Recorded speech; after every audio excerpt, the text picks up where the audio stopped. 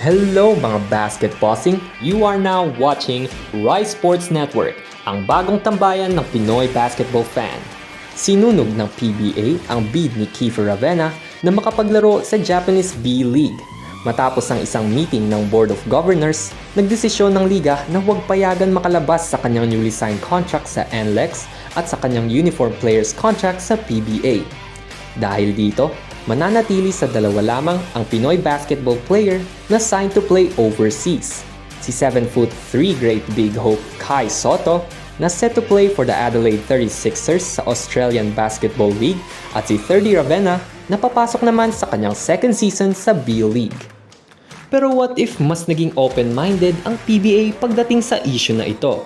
What if tulad ni dating Commissioner Noli Iyala na na-realize din ng liga na basketball is getting globalized kaya there will be more opportunities for Pinoy players to showcase their skills abroad. Siguro ay makikita natin ilan pa sa mga PBA players getting invited to other overseas leagues, may it be the ABL, the JBL, and even the Korean Basketball League. Sa mga basketbossing, let's look at some PBA superstars na sa tingin natin ay possible mapirmahan din kung sakaling mag-open up ang liga sa ganito. Ilan sa factors we consider dito, syempre ang skills, size at age. Skills, di na natin kailangan i-explain yan. Size, for the position na lalaruin nila abroad. At syempre, ideally approaching his or in his prime ang player para makonsider natin dito. Pero bago yan, make sure nakasubscribe ka na sa Rice Sports Network, ang bagong tambayan ng Pinoy basketball fan. Siguraduhin din nakalike ka na and naka-on din ang notification button para lagi ka updated kung ano ang bagong content natin. Una sa list natin ay si Ray Parks ng TNT Tropang Giga. Complicated ngayon ang situation ng number 2 overall pick ng 2018 PBA Draft. After shining bright for the TNT Tropang Giga sa bubble last year, missing in action ngayon si Parks. Kasalukuyang nasa Amerika ang anak ng legendary PBA import na si Bobby Ray Parks, presumably ay para alagaan ang kanyang nanay. Pero ginulantang ni Ray Ray ang mundo ng PBA after he announced that he will skip the 46th season due to personal reasons. Nagkaroon ng firestorm after this announcement and even TNT owner Manny V. Pangilinan has questioned his intentions, making it more controversial. We haven't heard from Parks since then, pero for this video, we think Parks is a perfect candidate to play overseas. Armed with good size at 6'4" and 215 pounds, maganda ang shooting, playmaking, at slashing ability ng two-time UAAP MVP. That was on full display in the last Philippine Cup, where Parks averaged 22.3 points, 7.8 rebounds, and 3.1 assists while making 46% of his threes, 54% of his two-point shots, and 85% of his free throws. Isang perfect option on offense si Parks and will definitely be a solid starter or even lead guard for any team in Asia. At 28 years old, nasa kanyang athletic prime ngayon si Parks. At dahil mababa pa ang mileage ng kanyang katawan due to fewer games played over the past few years, madami pang pwedeng i-offer ang Philem swingman na ito dito or overseas. Number 2, CJ Perez of the San Miguel Beermen. Kinuha bago si Parks sa 2018 PBA Draft, isang hyper-athletic two-way player naman ang 27-year-old na si Perez. Nag-average ng 24.4 points, 6.8 rebounds, 4.3 assists, and 2.0 steals si Perez sa bubble. Dito, ipinakita niya ang kanyang speed, scoring, penetration skills, at depensa. Hindi man armado ng shooting tulad ni Parks, iba naman ang dalang intensity at determination ni Perez sa loob ng court. At 6'2" and 187 pounds, buhay na buhay si Perez with the ball in his hands. Di ako sure kung gaano karaming Asian teams ang open to have him as lead guard with his subpar shooting numbers and lack of size as a two guard. Pero as an energy providing, volume scoring option off the bench, mukhang perfect dyan si Perez. Next, Matthew Wright of the Phoenix LPG Fuel Masters. A proven scorer with an ultra-sweet shooting touch, magiging useful si Wright sa madaming teams sa Asia. Kita naman ang pag-angat ng Phoenix simula nung dumating ang Field Canadian Snipers sa kanila noong 2016. Si Wright ay isang prototypical 2 guard. At 6'4" and 200 pounds, kayang makipagsabayan physically and defensively ng St. Bonaventure product kahit sa mga American reinforcements. Sa import-laden ASEAN Basketball League, nag-average siya ng 21.2 points on 43% 3-point shooting habang nagkolekta rin ng 4.1 rebounds, 3.0 assists, and 2.0 steals.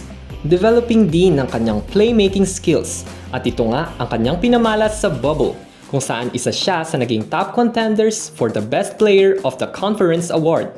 Ang 2020 Philippine Cup ang so far ay naging best campaign ni Wright sa PBA and he normed 21.1 points on 39.4% 3-point shooting, 4.4 rebounds, and 5.5 assists. At 30 years old, hindi na bumabata si Wright. Pero dahil hindi naman siya nakapaglaro masyado before the PBA due to short stints lang in France and Malaysia, tingin ko ay kaya pang maglaro ni Wright as an import sa JBL or KBL for around 2 to 3 years. Sa lahat ng nasa list na ito, Standhardinger maybe has the most playing experience internationally. At 17 years old, nakapaglaro na ang 6'8", 220-pound banger para sa Ihingan Earthspring ng Pro A, ang second-tier league ng Germany. Matapos maglaro sa US NCAA for Nebraska and Hawaii, naglaro siya ulit sa Germany both sa first and second divisions. Naging MVP pa si Standhardinger for SC Rasta Vecta in the Pro A and was even named an All-Star ng Basketball Bundesliga. May soft touch mula sa mid-range, may lakas din para kainin ang bantay sa poste at may kakayahang ipasok ang tira kahit minsan from weird angles. Standhardinger can play both 4 and 5. Meron siyang physicality to take on bigger assignments at kaya rin naman maging center ng opensa ng isang team kung kailangan. After nga maging backup sa San Miguel for almost 2 seasons, finally na-unleash si Standhardinger sa Northport. Itong nakaraang bubble, nag-average siya ng 19.9 points, 12 rebounds, at 3.8 assists. Kahit nakapokus na ang depensa sa kanya, pasok pa rin ang 49% ng tira ni Standhardinger para sa batang Pierre. Tulad ni Wright, 30 years old na rin ang Phil German Bulldozer. If and when may mag-invite sa kanya ng overseas team, tingin natin may 1 to 2 years na lamang ito dahil sa haba na rin ng kanyang pro career. Lastly, sino pa ba kundi ang 6-time PBA MVP na si Junmar Fajardo ng San Miguel Beermen. Lahat na ng posibleng awards na makuha sa Philippine basketball nakuha na ata ni Junmar. Meron na rin siyang 8 PBA championships, proving na nakuha niya na both individual and team success. Sa totoo lang, wala nang kailangan pang patunayan si Kraken dito sa Pilipinas. Sa tingin natin why not try his luck overseas? Intact na ang legacy ni Junmar sa PBA. Unarguably, the most dominant big man of all time. He's a walking double-double machine and a game changer through and through. Ngayon na recovering siya from a fractured tibia at matagal-tagal ding nagpahinga, maganda sana if si Junmar naman ay makilala abroad. Japan, Korea, or Australia. Mabibigyan ng magandang challenge si Fajardo ng nagdadami ang imports sa mga liga nito. At 6'10" and 250 pounds, maganda ang size ni Junmar para sa center position. Unlike nga lang dito sa Pilipinas, wala siyang malaking size advantage sa kanyang mga makakalaban sa ilalim. And that could only bode well para sa Gilas Pilipinas. Junmar will get better by facing both Americans and the best big Asians na available kung saan man siya possibly maglaro. Di na bata ang 31-year-old na si Junmar Fajardo, and we think this is his last chance to make his mark not only in the Philippines but also abroad. At yan nga ang 5 PBA player na tingin natin ay kayang makipagsabayan bilang imports overseas. Kayo mga basketbossing, sino sa tingin nyo ang pwede idagdag sa list na ito? Share your thoughts na at ating pag-usapan yan sa comment section. Till next time!